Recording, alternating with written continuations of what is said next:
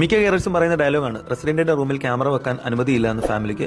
പക്ഷേ ഇനിയിപ്പോൾ അങ്ങനെ ഒരു വീഡിയോ എടുത്താൽ പോലും മറ്റുള്ളവരെ കാണിക്കാൻ അവർ പറ്റില്ല. കാര്യം ഇത് കെയർ ഹോം റൂൾസിന് എഗൻസ്റ്റ് ആണ്. എന്നാൽ ചില സ്പെഷ്യൽ കണ്ടീഷനിൽ ഫാമിലിയുടെ റിക്വസ്റ്റ് മാനേജർ അപ്രൂവ് ചെയ്യാറുണ്ട്.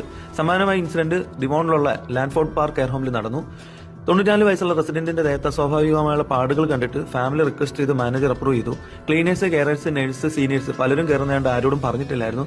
എന്തായാലും 26 വയസ്സുള്ള മലയാളിയായ ജിനു ഷാജി അദ്ദേഹം കെയറിങ്ങിനിടെ ഇദ്ദേഹത്തിനെ ഉപദ്രവിക്കുന്നത് കണ്ടു. വീഡിയോ തെളിവായി എടുത്ത് മാനേജർ അദ്ദേഹത്തിനെ സസ്പെൻഡ് ചെയ്ത് ഇദ്ദേഹം നാട്ടിൽ പോയി. 3 മാസം കഴിഞ്ഞപ്പോൾ കെയറും വിറ്റു എന്നറിഞ്ഞിട്ട് ഇദ്ദേഹം പിന്നെയും UK വരാൻ ശ്രമിച്ചു. UK എയർപോർട്ടിൽ വെച്ച് ഇദ്ദേഹത്തിനെ പോലീസ് അറസ്റ്റ് ചെയ്തു. കൂടാതെ സെപ്റ്റംബറിൽ വെച്ച് ഈ 94 വയസ്സുള്ള റെസിഡന്റ് മരിക്കുകയും ചെയ്തു. പക്ഷേ ഈ ഇൻസിഡന്റുമായിട്ട് യാതൊരു ബന്ധമില്ലെങ്കിൽ പോലും അദ്ദേഹത്തിന് വിട്ടയച്ചില്ല.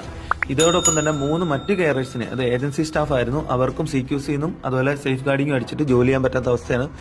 UK മിക്ക കെയർ ഹോമിലും മലയാളീസ് ആയതുകൊണ്ട് ഇതൊരു അവയർനെസ് വീഡിയോ ആയിട്ട് കണ്ട് മറ്റുള്ളവർക്ക് ഷെയർ ചെയ്യാം. Okay then bye, thank you.